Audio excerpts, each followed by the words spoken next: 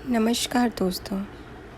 आज हम भगवान विष्णु के नरसिंह अवतार का संपूर्ण परिचय देंगे।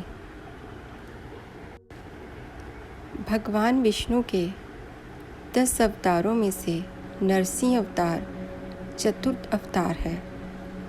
इसे नरसिंह अवतार भी कहते हैं, जिसमें उनका आधा शरीर सिंह तथा आधा मानव का था।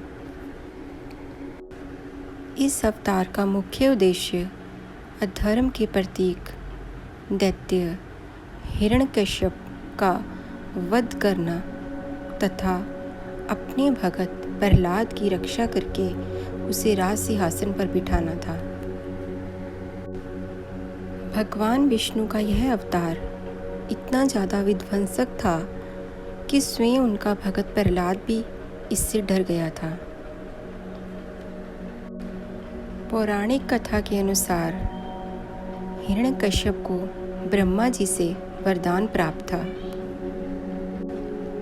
उसने कई सैकड़ों वर्षों तक भगवान ब्रह्मा की तपस्या करके अद्भुत वरदान प्राप्त किया था, जिसके अनुसार उसका वध भगवान ब्रह्मा के बनाए किसी भी प्राणी से नहीं हो सकता था।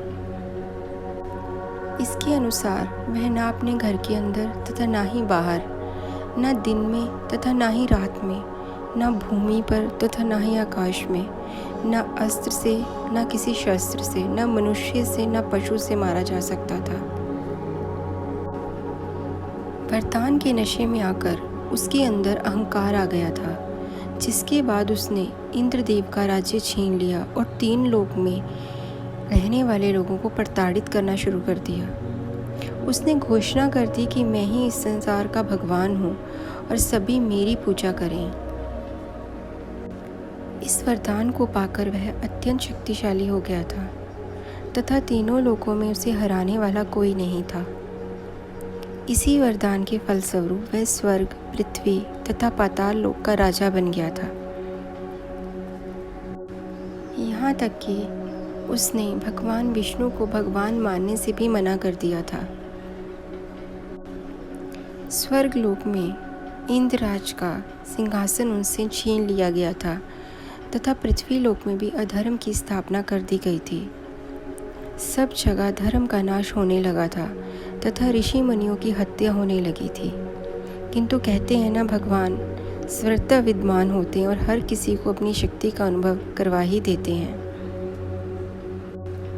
जो हिरण्यकश्यप तीनों लोगों का राजा बना बैठा था और स्वयं को भगवान घोषित किए हुए था, स्वयं उसी के घर में उसका पुत्र प्रहलाद भगवान विष्णु का सबसे बड़ा भक्त निकला।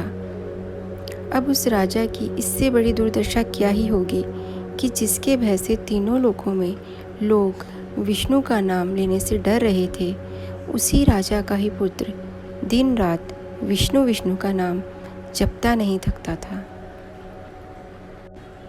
वह भगवान की भक्ति में लीन रहता था। जब वह केवल 5 वर्ष का था, तब उसके पिता के द्वारा उसे मारने के बहुत से प्रयास किए गए।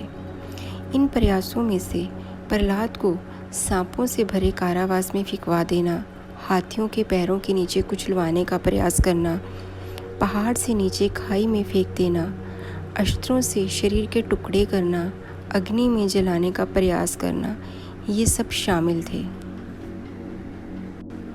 परंतु आश्चर्य की बात यह थी कि जब जब भी वह अपने पुत्र के वध करने का प्रयास करता, तब तब प्रहलाद श्री हरि का नाम जपने लगता। उसके बाद स्वयं भगवान विष्णु उसकी रक्षा करने के आ जाते, लेकिन किसी को दिखाई नहीं देते। फिर एक दिन हिरण्यकश्यप की भगवान विष्णु के भगत प्रहलाद पर अत्याचार करने की सीमा समाप्त हो गई और भगवान विष्णु ने भयंकर नरसिंह अवतार लिया। वैसे तो भगवान विष्णु नरम स्वभाव के और धैर्यवान थे। इसी कारण हर बार वे शांति से और बिना क्रोध के अपने भगत प्रहलाद के प्राणों की रक्षा करते आए थे। किंतु अपने छोटे से भगत पर इस तरह के अत्याचार देखकर धीरे धीरे उनका क्रोध बढ़ता जा रहा था। एक दिन वह क्रोध का घड़ा फूट गया और भगवान विष्णु के अत्यंत भयानक रूप नरसिंह अवतार का जन्म हुआ। हिरण्यकश्यप के द्वारा प्रहलाद को मारने के सभी प्रयास विफल हो चुके थे। तब उसने क्रोध में अपने पुत्र से पूछा कि यदि भगवान विष्णु हर जगह उपस्थित हैं तो क्या वह सामने वाले स्तंभ में भी हैं? इस पर प्रहलाद ने कहा कि श्री हरि तो हर एक कण में उपस्थित हैं, इसलिए वह सामने वाले स्तंभ में भी हैं। यह सुनकर हिरण्यकश्यप को क्रोध आ गया व उसने उस स्तंभ को तोड़ डाला। उस स्तंभ के टूटते ही एक जोरदार दहाड़ सुनाई पड़ी तथा उसमें से भगवान विष्णु अपने नरसिंह अवतार में बाहर निकले। उनका ऊपर का आधा शरीर सिंह का तथा नीचे का आधा शरीर मनुष्य का था। वह जोर जोर से फुंकार रहे थे, जिस कारण आसपास हाहाकार मच गया। सभी सैनिक उनके इस भयानक रूप को देखकर आतंकित हो उठे। भगवान नरसिंह अवतार ने हिरण्यकश्यप पर भीषण प्रहार किया तथा उसे खींचकर उसके भवन की दहलीज पर ले गए। उन्होंने हिरण्यकश्यप को अपनी जांघों पर बिठा लिया। जब भगवान नरसिंह ने हिरण्यकश्यप का वध किया, उस समय ना दिन था ना ही रात, अपितु संध्या का समय था। उन्होंने उसे ना भवन के अंदर मारा तथा ना ही बाहर, अपितु उसकी दहलीज पर मारा। उन्होंने ना उसे भूमि पर मारा तथा ना ही आकाश में, अपितु अपनी गोद में बिठाकर मारा। ना ही उन्होंने अस्त्र से मारा, ना ही शस्त्र से, अपितु अपने नाखूनों से मारा। इसके साथ ही भगवान नरसिंह का अवतार ना ही मानव का था, ना पशु का, तथा ना ही किसी सुर असुर का, ना ही उनकी उत्पत्ति भगवान ब्रह्मा ने की थी। इस प्रकार भगवान विष्णु ने नरसिंह अवतार धारण करके हिरण्यकश्यप का वरदान विफल करके उसका वध कर दिया। हिरण्यकश्यप का वध करने के पश्चात भी भगवान विष्णु का नरसिंह अवतार शांत नहीं हुआ, तो सभी जगह भय व्याप्त हो गया। नरसिंह भगवान अभी भी अत्यधिक क्रोध में थे, जिससे सभी देवता व दैत्य चिंता में पड़ गए।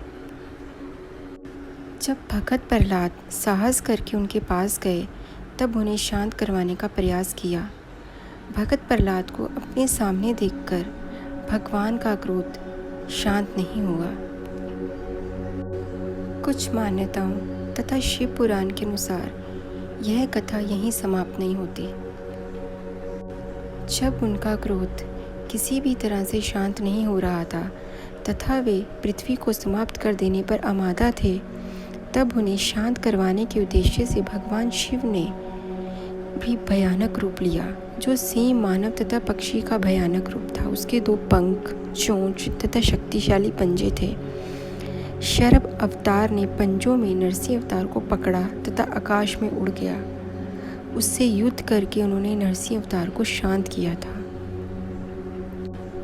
इसके बाद भी कुछ कथाएं प्रचलित हैं जिसमें भगवान विष्णु शिव के शरभ अवतार लेने से और ज़्यादा क्रोधित हो गए थे तथा उन्होंने उससे भी ज़्यादा भीषण अवतार गर्भेरूढ़ अवतार लिया था। यह अवतार शरभ अवतार से भी ज़्यादा बड़ा और भीषण था।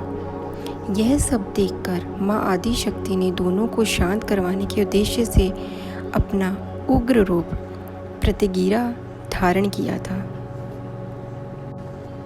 क्रोध के शांत होने के बाद भगवान नरसिंह ने छोटे से प्रहलाद को उठाकर अपनी गोद में रखा और उसे बहुत प्रेम दिया। इसके पश्चात उन्होंने प्रहलाद को उसके पिता के सिंहासन पर बिठाया और उसे अगला उत्तराधिकारी घोषित किया। और बाद में भगवान का नरसिंह अवतार भगवान विष्णु में समा गया। इस तरह से भगवान विष्णु ने नरसिंह का अवतार धारण करके एक दैत्य के अहंकार का नाश किया और अपने भगत की रक्षा की। जय हो श्री हरि।